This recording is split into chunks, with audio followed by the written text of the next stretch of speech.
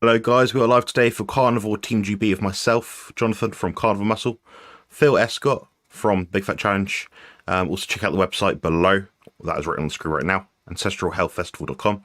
You'll be able to meet, I believe, all of us at this event in due course of the next month or two. We'll ask Phil about it in a second. Just want to introduce Coach Stephen, the UK Carnivore, and Lee Coppus, Kent Carnivore, aka Jordan. How are you guys all doing today? Also, Phil, let me know about the dates of this festival. Cool. Thank you. Thank you, mate. Well, it's the 17th and the 18th, and it's in Rainford, which is kind of not far from Liverpool, I suppose. But you can get down there on the 16th and leave on the 19th if you want. But just please go and check out that website now, ancestralhealthfestival.com, because there's some lovely videos on there. I've packed the page with videos, everything from a 5-minute intro with all of the guys talking with their little quotes about why this is so important to do live events, all the way through to the little mini interviews I did with all of them, and full podcast interviews and everything else we've got going on. And we've got, honestly, it's chaos at the moment trying to organize it. We've got so many people who want to come along and do demos at it and have stalls and whatever. And some of them are a bit too woo-woo for me, but I'll have to choose my words in declining them. But I think it's going to be lovely. I don't think it's going to be massive, but I think that's cool. I think it's nice to have access to the speakers. As Stephen said on the interview I did with him, just to be able to ask people afterwards, corner them and talk to them and whatever. But yeah, for a live event, loads of music, see me messing up on the drums. Actually, I don't do that too much anymore, but you never know. The band's on, everything's on, lots of great food from about 4 different locations on the site. The pub itself, the marquee, and 2 lovely sort of grass-fed stalls that we've got. Cook all your own stuff on a fire pit, sit around late at night with Daz. You can't stop him. He'll be playing his guitar and singing, and lots of ancestral stuff. Be part of the tribe. Come along. Check out the website. Thank you, Jonathan. I'm done. Cheers, Phil. Yeah, I'm also going to be attending that one. Going to be bringing my big older brother, who's actually smaller than me. So it's gonna be great fun. So you guys get to meet him. You'll have a good time. Put it that way. But yeah, just an update, guys. So anyone that is watching this right now, it is a live Q&A. Some of us respond to questions after the fact. I don't, because this is the live Q&A. Be here, be square, be fair, whatever. Anyway, it's currently 7:06 p.m. UK time, probably about 2 o'clock in the afternoon for a lot of the US viewers. Anyway, we're going to be answering some questions now, so please leave a Q in the chat below. Even better yet, on any of our channels, doesn't matter whose, any of our channels, feel free to leave a super chat, a super sticker. We'll happily answer that one in prioritized order. But we're going to go through the chat now. I'm just going to see what's going on. We've got a new channel member. I believe that's on my site, so I appreciate you joining. Aeronautics, thank you very much for joining as a channel member. I believe both myself and Stephen have the option of joining as channel members. Lee may or may not. That's an option you guys do have if you want bonus content, priority responses to comments, things like that. And we do oblige and we do acknowledge them. So I appreciate that very much. So if you want to join as a mighty sausage on Stephen's, or you want to join as a meathead on my channel, just let me know. Go through, below each of our videos on our links, which will be on the screen. Now, you'll see that we can actually entice you with our great content. I know Stephen's got lots of great content behind the scenes sort of stuff, which is really cool as well. Anyway, I'm going to get to the chat now, and if you guys do have any questions, please also let us know. Apparently, I've said something online on the internet, apparently. So let's read what Carnivore Muscle has to say about cardio. Yeah, you won't believe the fact that Carnivore Muscle said cardio kills people, lol. I work out all the time and I'm still alive, both doing strength training and cardio. What a grossly misrepresentation, red herring of what I have actually said, and what actually is said in that video, and what actually is on the thumbnail. It's actually the title something like deadliest form of cardio. That is that is on the thumbnail. It says deadliest form of cardio. Yeah, there is obviously a spectrum of what cardio, what diet, what supplements, what drugs will kill you quickest. If you take 100 paracetamol, that'll kill you really quickly. It'll kill you much quicker than doing an hour on a bike for a week. So, you know, yeah, I was accurate to say that in the thumbnail. And we did depict quite clearly the mechanisms behind what the deadliest forms of cardio were, and also the sports in which they were involved in, and that was endurance sports, funny enough. So there we have it. You're more likely to die being, I don't know, I won't use an example because it's not very nice to speak about elite athletes like this, but an endurance long distance runner versus a sprinter like Usain Bolt. So yeah, that's what I did actually say, but appreciate you popping on and having a great time in our chat, which absolutely benefits our algorithm, which means we get more clicks, more people enticed into viewing, which means we can spread more information about the carnivore diet and sensible practices and diet, exercise, health, and any sort of related topics that we can speak with expertise on. So I appreciate that. If you guys see any questions in the chat, please let me know, because I'm struggling a bit to see anything. I may have missed something, I don't know. But Ribeye Rob said hit the like button. Absolutely, definitely essential. Definitely. It's big nivers. Do you want to talk a little bit more about cardio? Yeah, I could talk a bit about cardio. Yeah, so the problem with endurance cardio is it's in that zone 2 range. And the zone 2 range is the range that you can withhold for a long period of time, which means there's no stop button, there's no forced stop, there's no default braking mechanism. So much so in comparison to something like sprinting. If I do a sprint, God forbid, I'd probably kill myself, then there'll be a stop. That I cannot sprint forever. Therefore, the hypertrophic response in the left ventricle of my heart. The heart, by the way, guys, is about up here. It's not down here. It's about up here. I know because I've seen it, measured it, looked at it, picked it up, all sorts. Anyway, that left ventricular hypertrophy response will be to a lower degree if you stress that muscle to a lesser extent for a shorter duration of time. So it comes down to minimal effective dose, minimal effective exposure to get the most result. Now, if someone is using a endurance diet, perhaps with a ketogenic diet, yeah, they'll probably live longer than their Western dieter counterparts that aren't doing any exercise at all, because there's more taurine in a carnivore diet, which protects the heart against the oxidation, and also the hypertrophy response that you get from the training is to a lesser extent. Evidence to support my claim comes from the fact that that's been measured mechanistically, observationally in studies with both rats and humans, where they've actually found people that took more taurine in their diet no longer had the risk, or such an elevated risk, of LVH. I'm going to use LVH now as an easy way of saying it. Other evidence to support my claim is that I've done the test myself. I have a normal size heart for a 6 foot, just under 6'1" male, weighing my current body weight. So that tells me I'm very healthy, normal, other than that. No weird heart things, no weird heart rhythms. They checked me out loads of times, enough to sort of say, yeah, I don't have any issues with my heart. Touch wood, I'm going to maintain my current diet, training, minimal effective dose, and just not do too much to increase the size of the heart.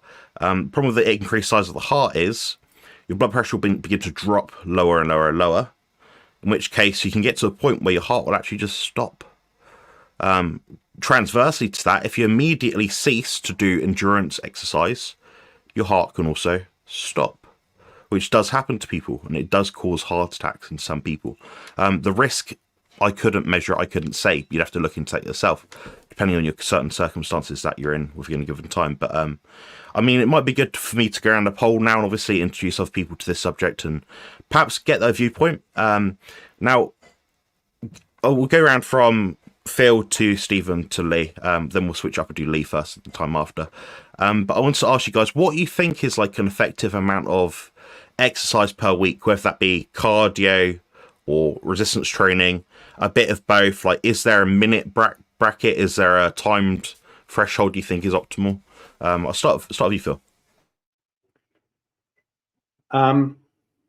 Well, obviously the first one is that, you know, cardio and weight loss. People always think, you know, eat less, exercise more. And I remember the many years that I did about an hour's cardio a day and watched my calories and all of that crap, and it never worked. And the first abs I got was lying on the sofa doing nothing and cutting all the carbs at 50 years old. Like, that was 12 years ago now. It's amazing. So I think that cardio, I never really see anybody enjoying it. So why bother? Somebody in the chat here said, ancestrally, we never did it. You know, we never went for a jog. Who would even think about it? Who would bother if they were in good shape? You see these people pounding the pavement year in, year out, and they don't seem to be having that much fun. But somebody else said, what about mountain biking? Is that bad for you? Well, you know, I don't know. I think it's mountain biking is so much fun. I used to do tons of it. I used to write for the mountain bike mags. And I think I've probably ridden every mountain in the Lake District several times, and some all over the country and in France and Jamaica and everywhere. And I absolutely loved it, you know, and that is the reward for slogging up a mountain with a bike on your back, isn't it? Just coming down the downhill and scattering ramblers like poultry. Marvelous fun. So if you're having that much fun and you enjoy it, what the hell? You know, it's better to live to 95 and enjoy yourself than 100 and not enjoy yourself. Does it make that much difference? I agree with Jonathan. I think that a lot of the time, really excessive cardio can hurt people. People are saying in the chat, so I know people who smoked and they were 100 years old. Does that make smoking healthy? I don't think smoking does what we actually say it does, but presuming it is unhealthy, yeah, of course. Would they have lived to 150 if they hadn't have done all the Tour de France stuff? I don't know. They're very, very genetically gifted people, very low heart rate, great tolerance for exercise. I have no idea. All I say is if you enjoy it, go for it. But if you want a reasonably muscled body and to be able to, you know, just do everyday things as well as possible, then I'd say resistance training is far superior. I got far more out of when I owned a gym and trained sort of 10 minutes 3 times a week than I ever did out of years of mountain biking. But I had more fun mountain biking. So I don't know about the science of it. I just think if you enjoy it, great, do it. If you don't enjoy it, don't bother with it. And if you want to stay reasonably optimal, then you just need very abbreviated training, taking it to failure a few times a week. It takes more science than that if you're competing. So talk to Jonathan about that. I never did. But yeah, just enjoy it. And if you don't do it. What the hell? What's your take, Stephen? So it feels of the stance, if you enjoy it, do it. But if you don't enjoy it and it makes your life a living hell, waking up 5 a.m. to go for a 3-hour run, don't do it. Yeah, makes sense. Yeah, I mean, the reason for my background there, those medals are for middle distance running, and this one over here is me winning a singles tournament for tennis, and they're 2 very different sports. So the first thing I always say, I mean, I offer personal training. What's your goal? Now, if you said to me, I want to look like Jonathan, I want to be muscly, the last thing I'm going to do is ask you to go and run 26 miles within the next 6 months, learn how to run 26 miles. And the reason I use that is because that is a very visual thing to do. If you look at a sprinter, they are running short, explosive sprints, and they're muscly and they're cut and they're lean. And if you look at a marathon runner, they look like they need to eat a good meal, you know, but they're both fit in the sport that they have chosen, right? So someone running 26 miles, can you say they're fit? Of course you can. If they run it very fast, but what they've done is the training response. Now, many average people, and I include myself as average, I'm not a special person in any way, shape or form. If I want to grow muscle, I would not include cardio because it's cross-cancelling. Because if we keep that in mind, that sprinter and marathon runner, that's what the body does. If you start lifting heavy weights, you know, low repetitions, very heavy weights, you know, and time under tension, very short workouts, they're still explosive in parts. Your body is like, right, we need a really strong structure. We want really thick bones. We want these joints to be fantastic, to be able to be levers to pick up these heavy weights, right? And then you go straight out onto the road and you run 13 miles. And your body's like, whoa, hang on a minute. The body we were trying to build this morning is not the body we're trying to build this afternoon. Because now this guy wants to have very light muscles that are got a lot of endurance, and we need bones that are very thin and light that can still do this repetitive movement that doesn't have a lot of resistance. I'm not getting into joint injuries and all that sort of stuff. I'm just using that initial starting point. So you need to know what your goal is. Most training, actually, and Jonathan was very interested about the heart there.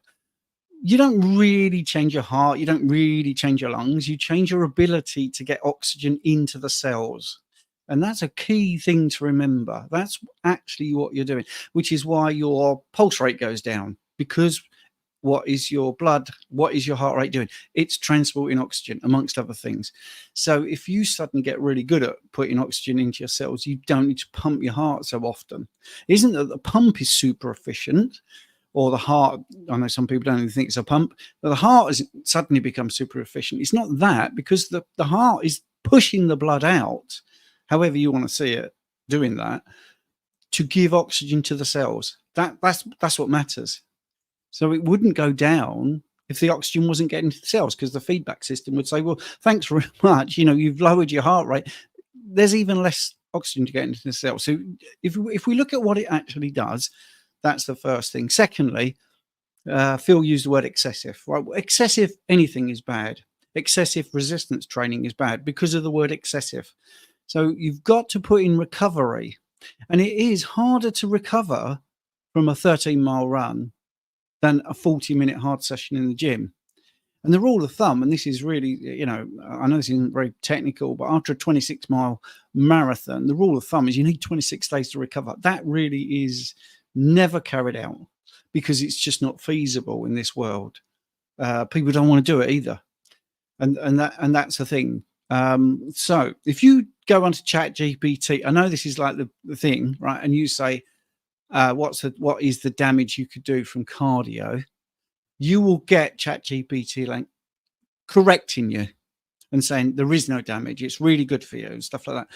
If you're looking this up, you have to actually go the extra mile. Now, even in their first answer, and I've got it up on here, it says, however, it is essential to note that excessive endurance cardio without proper rest, nutrition, and variation in exercise routines can lead to overtraining, injury, and other health issues. So once you start to get your information and question it with a critical mind, right, okay, what are those other health issues? That's why I asked, what are the other health issues? And there are tons. So I think it's just getting the right medium. And yes, what Phil said, what Jonathan's pointed out, there's people in the chat saying, well, my dad's been running, 10 miles a week, every week, and he's 90 and he's fit as a flea. Well, you will get people like that. And they are the exception. That's why that's pointed out and special. Because if everybody at 90 was running 10 miles a week, you wouldn't say it. So there's always exceptions to this, but generally speaking, cardio is not going to be as good for you as resistance training for your long-term health. But if you want to run a long way as quick as possible, then it's the appropriate training program. Whether that's going to keep you in good stead in the long term is debatable. Don't forget, I also did a decade of rehab. So I've seen a lot of knees, ankles, feet, backs, shoulders, which mainly, kept me in business was the fact that they were runners and I was a runner. Right? So I got a lot of work. Why did I stop running? Because when I was going to sleep, my left knee would be so hot and inflamed, couldn't sleep. So I gave it up. And that was before I did Carnivore. Maybe if I gave up, if I was running now, maybe I'd be able to do it because I'm eating Carnivore. It's less systemic inflammation, more essential fats, maybe. But I think, let's just look at the reality. Resistance training is more ancestral. How did we catch animals? Well, we didn't catch animals by chasing after them for miles and miles and miles. We worked in teams, and we can see this in modern day tribes, and we know this from sort of cave paintings and research, that what would happen is, because animals don't sweat like us, they have to pant. You would chase an animal, and because humans have got a brain and they can use tools, they'd chase them to a section, and then there'd be another group of humans to chase them away from that section to another section of the, tundra or savannah or wherever it is, and then they would chase that until they were absolutely knackered.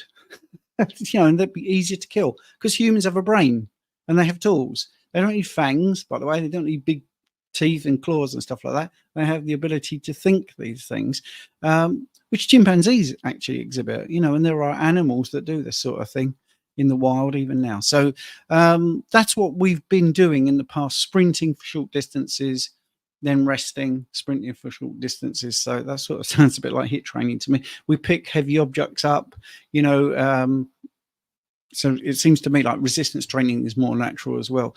Exactly the thing that Phil said, sorry, one last thing was about, running for fun. Whenever you see any documentaries or books about people that go and become part of a tribe, if they are a runner, when they go running for fun, they're all, the tribe basically is quizzical. They don't understand. Why are you doing this for fun? They really don't get it. So all the tribe, and I've read that about three different authors that have done this. Bruce Parry, I think, was one of them. It was basically saying running for fun is not a thing that tribes think is a good thing. They just find it completely odd that you are exhausting yourself with no end goal. You're not going to come back with an animal. You're just going to run out there, come back and be completely shattered, and it makes no sense. And when you look at it like that, it does make no sense, But if I ran out and I caught some dinner, that makes sense, total sense. Great stuff. Lee, do you want to chime in? Also, you got a super chat I'll just chuck it on the screen just so he gets mentioned. But yeah, no worries. Yeah, appreciate that. Cheers. It reminds me of that third Back to the Future movie. Run for fun. What the hell kind of fun is that? That reminds me of that. But yeah, I think really we're designed to do things, and we should try and be consistent with how we are designed. So we're designed to lift things heavier than a remote. We are designed to move. But the way we move, obviously, we're on our feet. We're going to take long walks, tracking, and brisk walks. And I think, we're going to have short sprints and things like that. And so, we're not like setting ourselves goals like for how many miles can I run and how fast can I do it, like taking the laps and just going around and around. It just seems pointless, wasting all that energy and pushing yourself like that. Really, when you're out in the wild, you're going to rest, you're going to hunt, you're going to feast, you're going to sleep, recover, and then you're going to do it all over again. Why would you want to start running marathons, So it doesn't make a lot of sense. And so just from an ancestral standpoint, I think we're built, I think walking is great, sprinting is great, and lifting objects that are heavy, but in a natural way. Do you know what I mean? Practical, functional type of movements. That is for health anyway. And that's really all I've got to say about that. Nice one. Absolutely. I agree with all your points, guys. We've dug into that one quite deep, I think. We'll move on to the next question now. Next question is, it's not a question, but I thought it was quite funny. TMI warning. I just had a hell of a time on the throne. My rear end is in tatters. Tatters, guys. I don't know about oxo dumping, but I know what high octane dumping is. That's a real BP oil spill, if you know what I mean. Excellent. This is the technical term is Armageddon, I think. Yeah, that's it. I need to find a way to press. There we go. Oh, there we go. You can see Stephen now. Yep. Yep, I'm happy with that. Okay, that works. That works better. I can see Stephen. Has anyone else noticed an increased level of satiation when eating grass-fed, grass-finished beef compared to grain-finished? Us guys from the UK can't really speak on that because our food is mostly grass-fed already, and the chances are all of us probably eat the same sort of quality food roughly. The main thing is the fat composition. That's what we're most focused about when we're talking about grass-fed versus grain. that sort of thing. It's what's in the fatty acids. The fats what store the toxins, but also a lot of the fats are all vitamins as well. So you might find some difference between omega-3, omega-6, stuff like that. Just to give a brief outline of what's going on there. In terms of satiety, we might be able to make some extrapolation and some comparison between, if, for example, we ate a chicken thigh, which with the skin on it, so that's, I believe, about 50-50, so about, I don't know, 100 grams of it cooked will have about 25 protein, about 25 fat-ish. That's probably going to be the most equivalent to a ribeye. Now, could I eat a ribeye, 100 grams, and eat 100 grams of chicken thigh with the skin on, and be satiated the same? I don't know, if I'm honest. I like to eat both because I like food. But if you guys notice a difference when you've had, say, one meal which is, even if it's just lean, I mean, chicken, that's lean versus beef, that's lean, or lamb versus beef, like, what's the most satiating food for you? And obviously the fattier foods will be more satiating, but say you could equate each protein source to be the same fat.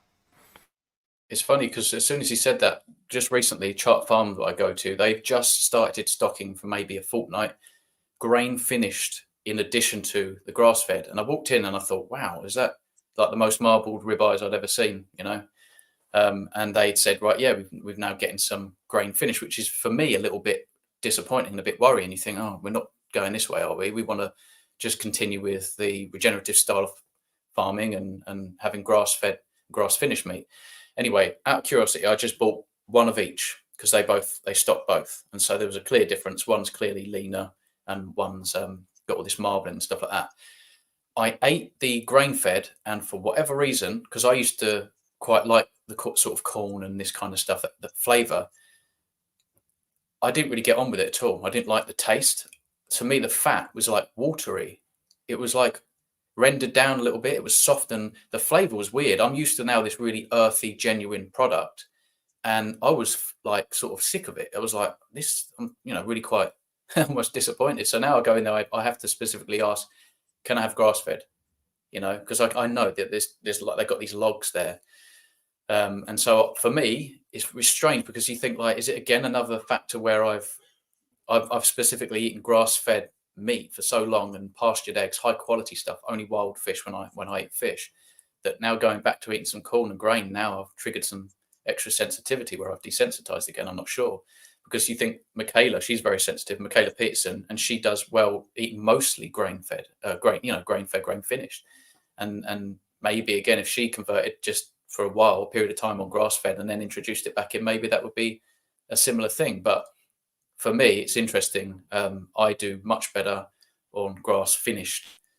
I can eat, about a kilo's worth. There's no way I could have eaten a kilo's worth of that grain finished. There's just no way. I didn't enjoy the experience, the flavor. Everything in my body was telling me, no, I don't want to eat much of this.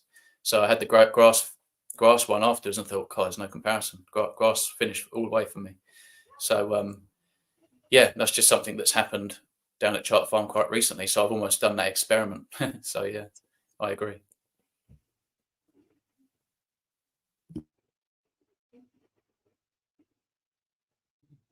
Well, I'll add a bit to that. That was great. I think there is too much emphasis on satiety and less on satisfaction.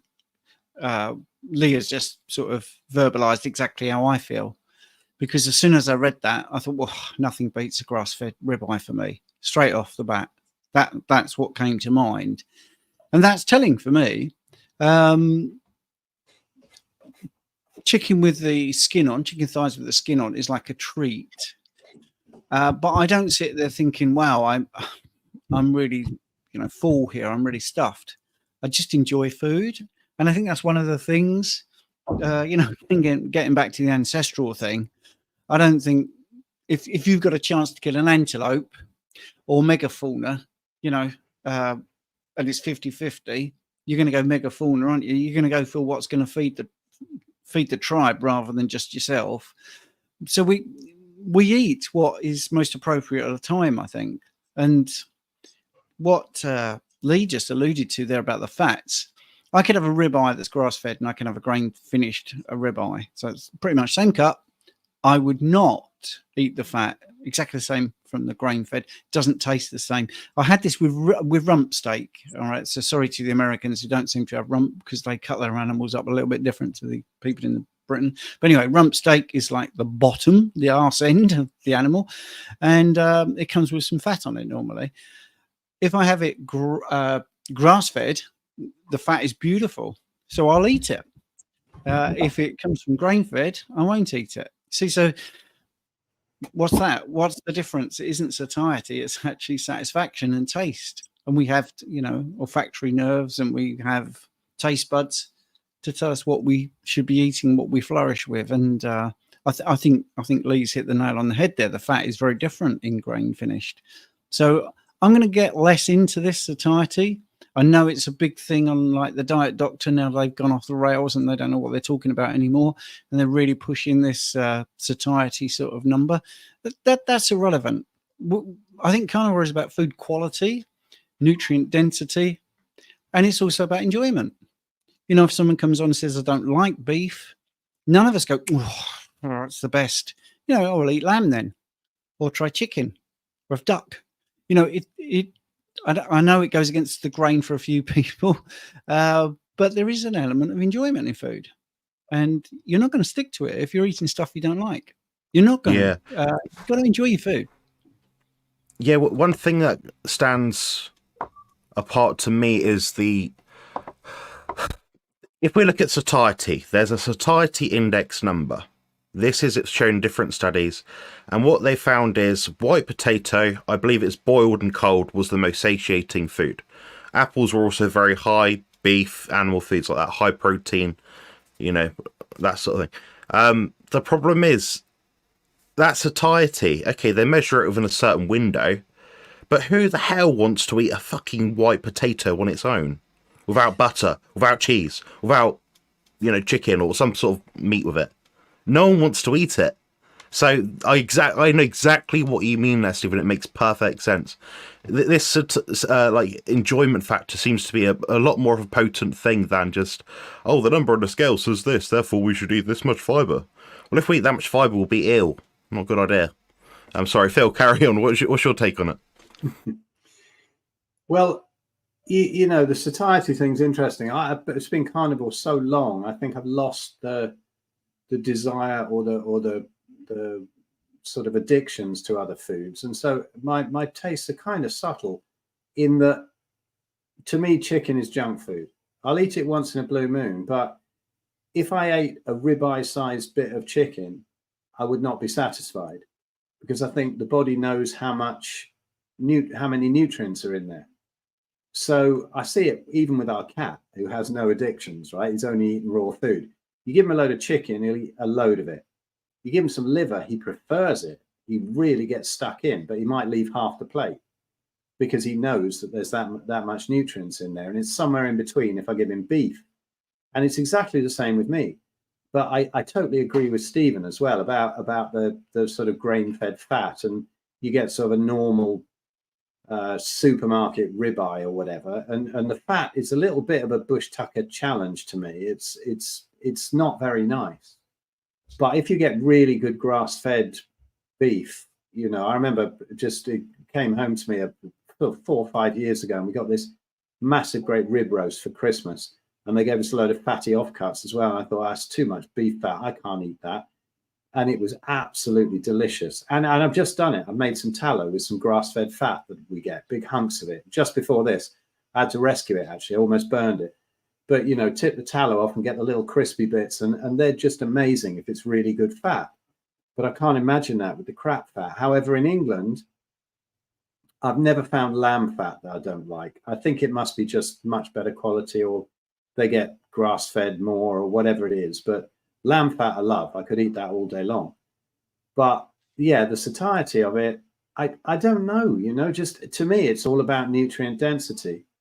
And so I can eat way more chicken. That to me is like Pringles, like, the old cancer in a can, and the advert that once you pop, you can't stop, because there's no nutrients, and they've got that perfect blend of addictive seed oils and starches. And for me, chicken is kind of similar, and it doesn't sit well with me, so I really hardly ever eat it, once a month, if that. But yeah, to me, I would say it's all about what you like, and definitely that grass-fed stuff. It's like when you buy tallow. I always say to people, yeah, tallow. Somebody was asking in here, is butter okay to add fat to meat? Well, it depends if you're autoimmune or not, and there's a lot of points of view on that. But I would say animal fat is much better. And people buy tallow. The only tub of tallow I've ever bought commercially, I threw away. But I eat tallow all the time, but I make my own, because I go down to the grass-fed place, get a load of grass-fed fat, make it into tallow, and then I'll add that. I don't mind buying supermarket meat, but for somebody who's got a really high-fat diet, I'm weird in the supermarket. If I do have to go there, I will be looking for really lean meat, because I know I've got that much fat at home, and I can avoid the fat from the from the regular stuff that they put in the supermarket. So that's a bit of a waffle, but there we go. That's kind of my rambling take on it. Yeah, nice one. I appreciate it. I think we've covered that one nicely as well. So we'll move on to the next question. This is quite an interesting one, actually. And it's, well, we've all spoken with lots of different carnivores, so we know roughly what the average person's eating. And it's not what you see on the thumbnails, guys. The generic steak, on it's not reality at all. So what are the downsides of eating ground beef compared to steak? I see many carnivores eating steak every day, even though ground beef is way cheaper. Thanks. I'll quickly say, because I don't want to be on this one for more than 5-10 minutes in total. Most people that I know of, I've worked with, eat ground beef. Whether they're from the US, whether they're from Australia, the UK, I'd say about 90% of what they're eating or more is ground beef, because it's cheaper. There's a lot of people that eat a steak a day. These people are very, very rich people, guys. I've spoken to some of them, and they can afford bloody quail eggs for every meal, with salmon roe, caviar, everything they want. They have no issues sourcing elephant meat if they wanted to. But they're few and far between, these people, guys. I'm not saying eat an elephant. I don't really know. I couldn't really talk about that myself. But yeah, not many people do eat it. But the downsides of ground beef: likely to be aged longer, slightly higher risk of infection, salmonella, things like that, various different pathogenic bacteria, potentially. Potentially less taurine if it's been hung for longer. So less of the sulfonic amino acid, perhaps perhaps more potential to have more moisture in it. If you're buying it from a dodgy country or a dodgy source, maybe they're jabbing it a little bit, especially if you buy like minced beef burgers with sodium by fucker, what's it called, thing. The other thing with ground beef, guys, is that when you get, I don't know if it's like this in the US, but in the UK, if you look below a lot of the packages, the plastic boxes where you get your 500 grams of minced beef, there's a little sheet in there, and that has a chemical sprayed on it. I think Liam might know about this, but it has a chemical sprayed in it, and it's not ideal to be consumed. So they're, certain, this would be a sort of apple crumble sort of talk sort of thing, but they put stuff in food which doesn't mean it's good for you, which is not ideal, long story short. But look into that one, guys. But yeah, I'd definitely be, if I had it my way, I'd be buying steaks from the butcher or the farm shop. I get a lot of my meat from the farm shop. And that's, lamb, veal, venison, goat, beef, chicken. You can get all that stuff from it takes about 10-15 minutes now, but it used to take me 5 minutes to walk down there. So, you can acquire good food if you source it out. So that's where I'd go in the UK if you were concerned about the quality of meat and stuff like that. And anyone else that wants to chime in, guys, feel free to. Yeah, I really like to do that, because I will give you a different angle, and that's the whole beauty of the panel. That's the whole beauty, right? I have people that don't like the ground beef, so I've been doing meal plans with cheap cuts, like braising steak. You can have a braising steak, beautiful, for about £3. Seriously, really lovely. It just takes a bit longer to cook, because if you cook it like a ribeye, then it's going to be tough. But if you just put it on a lower temperature, cook for a little bit longer, you get a beautiful steak. So I'm going to play devil's advocate here, because I have a lot of clients say, well, I'm not doing well with the ground beef. One of the things is if you fry it, there's a lot of rendered fat at the bottom. So if it says 80-20, so 20% fat, you're not getting 20% fat, because a lot of it is rendering out. And for some people, they get gastrointestinal problems with the rendered fat.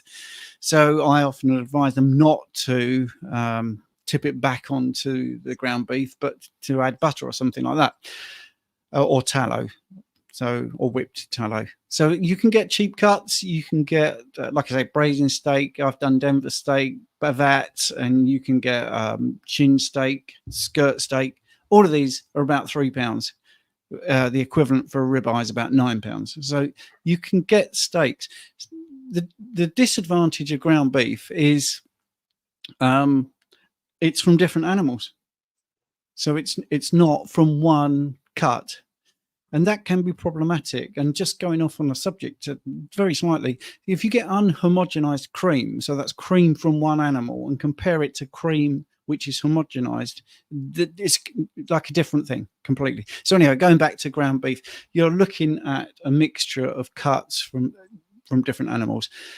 Obviously, there's going to be other things like texture. So we were talking about enjoyment. Ground beef is a bit boring, and people that I coach say, you know what I'm actually doing is adding a bit of cheese. I'm adding a bit of this. I'm adding a bit of that. Now, if you're struggling with body composition and you're adding dairy like that, well, it's defeating the object. So going back to taste and going back to the satiety and satisfaction and stuff like that, I would much rather somebody say, I'm really enjoying the braising steak. Yeah, it takes a little bit longer to cook, but I'd rather do that than ground beef and add cheese to make it palatable, or add butter and stuff. So I'm just sort of sitting on the fence and trying to give other people, you know, a different way of looking at it. Yeah, ground beef is cheap, but what if you're adding cheese and you're adding butter and you're adding other stuff? It might end up actually costing slightly more, and also taking you away from your target, which is, if it's a body composition, it might actually be stopping that. So Bill's looking very quizzical there. So sorry if I'm saying something. Stephen. No, Stephen, what you're saying is excellent. We're laughing at the chat. Nothing to do with what you're saying at all. Trust me. No. Okay, all right. A little bit disconcerting. Yeah, carry on as you are, guys. That's all right. I thought I was back in my stand-up days, but people didn't laugh then. I'm just laughing at Jonathan's. That's in the chat. Jonathan right, okay. flexing his policing muscles in the chat. There, it's quite amusing. Yeah. And the last little thing, just because my teeth are atrocious, I prefer steak because it takes a bit of chewing, you know, and I think that's a good thing to do as you get older, to keep your teeth in good shape, to actually have a good old chew on a bit of steak rather than ground beef. Cool. I don't know. I think Stephen's covered that a lot. I think there are so many cheap cuts you can get that you don't have to get ground beef all the time. We eat it quite a bit because the kids like burgers. I eat ground beef either done in a bit of tallow, but I put bone broth in it and the little crispy bits at the end of the making of the tallow, and a bit of salt, bit of white pepper, and that makes it really nice, like an instant stew. But I also have it when I want toast. And I haven't had bread since 2009, but every now and again you want that crunch. So I'll do burgers in the air fryer, then split them flat ways, open them up, do them again so that they're really crispy. There's probably no nutrition left, but they're a great bed for loads of runny egg yolks. And once in a blue moon, I crave that. And there's nothing quite like ground beef for doing that. You can't ruin a steak like that. So, you know, I'd say that some of the cheap cuts, I've got some, Stephen mentioned a few of them, but shin beef is fantastic. Snip that up. I made a casserole today with that, with some bone broth and just that slow done in the oven. You put that in the oven and try and roast it, come out like a flip-flop. It's probably the only 2 pieces of meat I've thrown away in like 9 years. It was inedible. But if you do it really slow as a casserole, it's absolutely delicious. So there's loads of things you can eat apart from ribeye steak.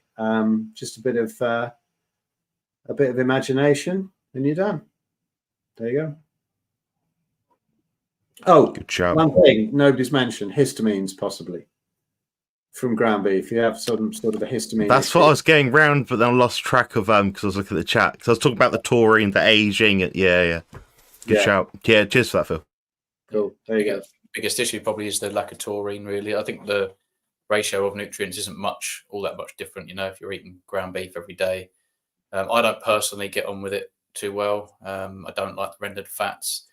I think when you go through a period of time where you eat, you know, a lot of steaks, I pretty much have a steak a day, even if it's just a bit of sirloin, a bit of ribeye, and then add other things that are cheaper. You know, I mean, I had tongue today that was given to me. I had tongue and almost a whole slab of butter. So that was my main meal today, and an egg yolk. That was basically it, me done. I had ground beef burgers the other day. I think I mixed about 4 egg yolks into 500 grams of 20% fat beef and added some bacon and a very thin slice of cheese. But it's funny. I mean, I sort of crave it and then I eat it and I think, I don't think I could do this every day. That's just me, you know. So I just kind of prioritize with my money on meat. So it might look like I'm made of money. If you looked at my account, you'd see I'm not made of money. I just make it happen. It is my absolute #1 priority. I don't spend money on apps, clothes, sporting events. Zero. I don't go out, have no social life. I don't smoke. I don't drink. But I feel good and I wouldn't change it. You know, that these are my priorities now is high quality food. And every now and again, you know, you'll be in the store and you'll grab like a conventional bit of meat. Or like I'll say, I'll have a bit of ground beef and then I'm like, I'm not really enjoying it. That's just me, you know. But it's all covered really, you know. I think you can get the same results unless you're super sensitive. And you're over rendering the fat and you're drinking that fat and you're wondering why you feel a little bit overwhelmed maybe an hour or so later. I don't do well on rendered fat, even pork fat or anything in the slow cooker now. I'm not doing so well with things in the slow cooker. So it's amazing how we evolve. I felt great eating short ribs and oxtail like once or twice a week, and now I don't really fancy it. So I pretty much exclusively eat steaks, egg yolks, butter, bone marrow, fish once a week, and high quality pork once a week. That's it. Excellent. We'll move on to the next question now. If I can find one. There we go. We are all one. I love the sky in your background. Very delightful red sky at night. Absolutely stunning. I'm 7 months in on the carnivore diet, I'm guessing, and have felt great up to this point. I don't have as much energy and I'm experiencing constipation. I'm still eating the same stuff since starting. So theoretically, the intervention hasn't changed, but the biology has changed. The tolerance has changed. That seems to be the bottleneck. So what's going on with your body right now, which is stopping you from potentially digesting this food the way you'd like it? Ruling out obvious things like, you know, you're not eating the fat that comes with the meat, you're leaving it in the pan, stuff like that. I mean, I'm going to give this question to the guys because they'll probably have some much better insights than me. So if we go round, maybe start Phil. What's your take on the constipation side of things on the carnivore diet? I've never had it. I kind of go the other way, or I always used to in my plant-based eating days. I'm not really prone to constipation, but in my experience, generally it sorts itself out if you just up the fats. Maybe your body's asking for some more fats. Most of the time that works. Short term, a little bit of magnesium shit rate, maybe something like that to get it moving, but maybe even electrolytes and salt, you know, doing some salt shots or whatever, getting some more salt in water. But the main thing to me is a load of fat. I mean, if somebody eats too much fat, they generally have the runs, or some of the expressions that were coming up here when I mentioned Armageddon. There were some good ones. But yeah, just, I don't know. Anybody got any other ideas? To me, it's of, and also lack of exercise, I find. You know, even a bit of rebounding or something, or just, you know, jumping up and down on a rebounder, but mostly getting enough fat in. Stephen? Yeah, sorry. When you said anyone else, I thought you wanted someone to jump in. Firstly, I would question: is it constipation, or are you going less? That's one of the things, because if your body, as Jonathan said, your biology changes, you might be absorbing more stuff and therefore producing less waste. Therefore, you might be thinking it's constipation. Constipation. You know, is it difficult? Are you pushing? Is it difficult to do that, or is it just the frequency you're worried about? Because some people go from once a day to like twice a week, and there's absolutely nothing wrong there. It's just that everything they're eating is ending up as part of their body, their structure, rather than going down the toilet. Yeah, more fat is an interesting one. It could be something you're eating that's bunging you up. Cheese can cause constipation for some people. So even if you were doing okay when you began, again, going back to Jonathan, your biology changing, you know, when you go from one type of diet to this way of eating, your body loves it at first. Not always, but, you know, it does tend to sort of say, yeah, this is good. We've got enough fats, we've got enough proteins. And then it starts to adapt to how we should be. That's the other thing that you need to remember. We're not adapting to the carnivore diet. We've adapted to the wrong way of eating. This is the proper human diet. I mean, that's a great phrase from Ken Berry. I think we should all sort of adopt something like that. Species appropriate, whatever you want to say. So we're actually resetting, going back to normal, rebooting, however you want to look at it. So if you were, say, pooping 3 times, you know, a day as a vegan or vegetarian, that isn't normal. That's what you adapted to because you were eating stuff that you couldn't assimilate into your body. So I would definitely make sure it is actually constipation that you're talking about. If it's just less frequency, that might be different. But yeah, to get things moving, magnesium citrate, which is my gag, by the way, but I'm glad it's adopted. And, you know, more fats, definitely, that's good. Or less cheese, that will work as well. Covered. You've covered it, guys. Definitely try the fat. But yeah, couldn't agree more. So many people say about constipation, and I'm always wondering, are you just going less and you're in your head about it, or are you actually feeling a physical adverse response, like, you know, negatively strain opening bowels, discomfort, some pain and obstruction, an indication that there's a blockage of some sort? Because you wouldn't really get a blockage if you're only eating carnivorous foods unless you are just chowing down on immense amounts of cheese. So yeah, you've covered it, guys. There's 3 more things I'd like to mention, which are very, very narrow things, but they could be useful to know. So our gut microbiome does take up a lot of the flora, or should I say bacteria, of what we do around us, what's around us. So my bed's over there. If I don't change the sheets for a few days or a week, okay, maybe my bacteria inside my body will then change because of that. Have you changed something? Are you in a different house? Is there more mold in your house? That could impact your gut microbiome. Other things, are you salting your food less between the months? You know, depending on seasonality, you might have more salt some months than not, because you need to be more hydrated or less hydrated. Maybe you're sweating less, maybe your activity is a bit different. So the diet is one thing, but there's 2 other things here. So you've got the activity side of it, the salt and the hydration, and you've also got the surroundings of you know, the terrain, I guess. And there was one more thing.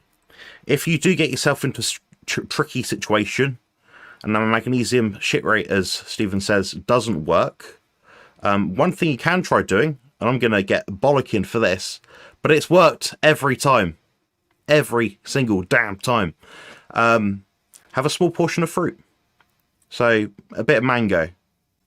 Something you can tolerate that you digest well. A banana.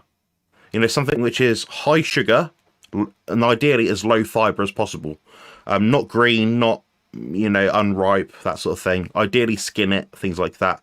Insulin will increase gastric motility. So like Stephen said about, you know, going for 3 or 4 craps a day on a veggie diet, you can actually do the same thing on a carnivore diet. You just do it in a short term. And I've gotten so many people out of tricky situations where they've been, you know, near enough ringing up the ER. And I've said, well, try the magnesium. Did it work? No. Okay. Well, the next step is you're going to be getting a teaspoon up your arse to get the brick out. Honestly, that's what people do. That's how you get it out sometimes. Don't do it. It's dangerous. But yeah, the fruit would work for a lot of people. It forces the muscles in your bowels to contract, because the sense that high sugar, that high volume is about to come through. Everything expands. Moisture gets down there. The magnesium will draw moisture to the stool, and it also draw how do you put it? Loosen up the bowels, so it will allow the movement to go through. So that is an effective intervention once you've ruled out everything else. Some people, they have a bit of mango and they're fucked. They're addicted as hell, and they just go back to it and do a pool salad, you know, meat, fruit, honey, and a load of testicles. Apparently. Just there we go. It's not three a day isn't enough for vegans, isn't it? Doesn't Dr. Gregor recommend a daily dozen? Dozen. It has to be a dozen. A One dozen. Daily dozen dumps, isn't it? Or is that food or something? Plants? I don't know. I always think it's dumps. Anyway, Could do Guys, I did the Paul Saladino as an experiment. I did the meat, fruit, honey diet thing about 9 months to a year ago. Rubbish. Did it for 3 days. Training was worse. I felt like shit.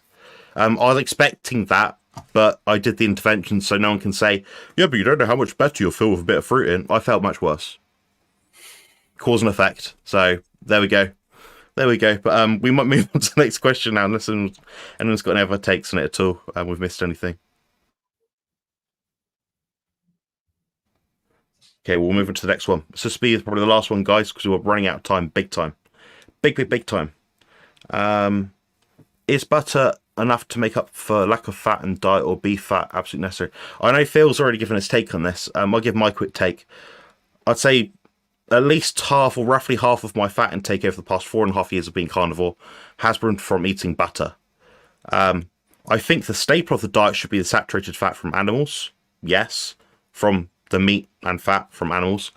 But I have a higher energy demand. I have a higher mass substrate of fat demand than most people. So I can get away with pushing that ceiling a bit higher in terms of butter as a fat. But my body tolerates fat really, really well. When I have it versus don't, it's very obvious to me. I feel better with it. Then again, if you're in the autoimmune side of things, you might feel like trash, so it might not help you at all. Stephen, what's your take on using butter as like a kind of substitute for fat in the diet? And one more thing. With my clients, I find that if they have, say, 80-20 gram beef, I know damn well they're not the most effective at tracking their food intake. What I might do is Phil's technique almost, which is have the beef, the leaner beef, maybe 95%, 90%, add butter to it or add tallow to it. That's what I find is quite effective, because therefore you're adding the fat on top of it, you're not rendering it all in a pan, then you're forgetting about it, then you're eating much leaner than what you think you are. So that's one little top tip. But yeah, sorry, Stephen, Karen. That's okay. Is butter enough? Well, if you add some butter and everything goes hunky-dory, then it probably is. If you add butter and everything isn't hunky-dory, I would look at adding some tallow. Absolutely. It really is individual. It's a great question because it's really pushed, isn't it, the stick of butter? But actually, you know, if you can't tolerate lactose, if dairy is problematic in other areas, you might be better off dumping the butter completely and using beef fat. I think it's just individual. I think you just got to experiment, trial and error.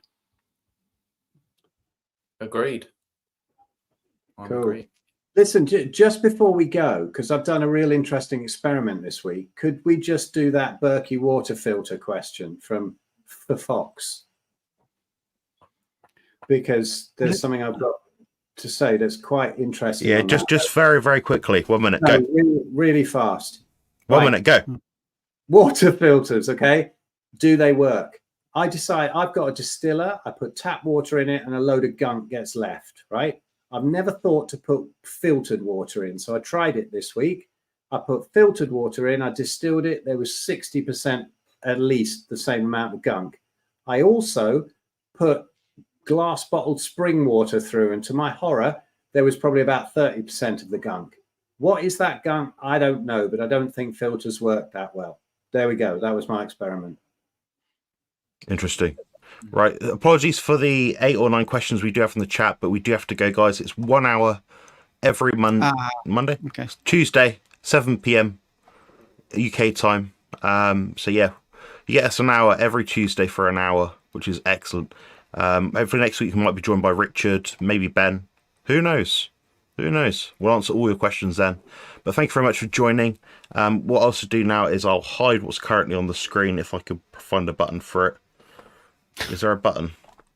While you're looking for the button, I'm going to say to Kevin, if you've not found anybody dying from cardio, then you're not very good at searching the internet. Look up David Seif, London Marathon. Look up Steve Trickett, Ottawa Marathon. Look up Jim Fix, very famous runner who died jogging at 52. You need to do better research, mate. You don't come on with a categorical statement you can't back up. Run every day like it's a religion, you know, and will die, and they won't. they died because of cardio. You know, that it's going to happen all the time, every day. Yeah, I'm just saying. I'm going to give some summarising thought. Yeah. Yeah, I've looked it up. No one has died of cardio. Well, you haven't looked it up properly. Sorry. It makes me cross. Because you can't a lot of people don't necessarily die in cardio. I mean, people don't necessarily always die on the track. Yeah. It's the other stuff that happens. It's, you know, again, red herring, misrepresentation of what we said again. And that's why I blocked him. That's why I got rid of him from my channel, because he's rude, disrespectful, talking nonsense, gibberish to other channel members, people that pay to watch my channel. And for what? For what benefit? What benefit does having someone on my channel that's negative, rude, and puts out misinformation have to me? Zero. I'm not obligated to answer your questions all the time. If I have a query, and I mean, Stephen was quite completely right. I explain myself perfectly clear. Steve made his point, leaded, fielded. And then if I say, oh, you're obviously, what was it? I think he said I was triggered. No, I'm responding to your arsehole comment. And if you don't like it, that's tough titty.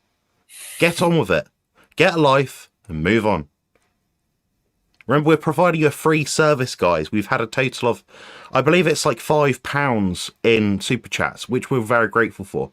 We do not ask people to actually give us super chats, but it's very helpful. We're donating our time to you to help you with our experience. Between the four of us, we've spoken to thousands of carnivores who understand this a lot better than the average person that's watching this video.